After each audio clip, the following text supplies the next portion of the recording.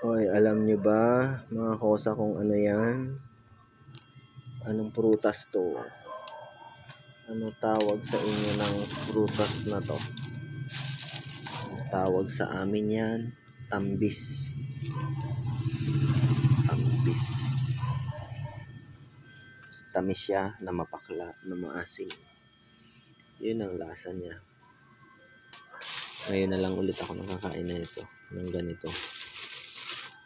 Matagal na ako din nakakain ng ganito. Masarap siya. Kahit mapakla siya, pero masarap. Kung gusto niyo yan, available yan dito sa bahay. Punta lang kayo.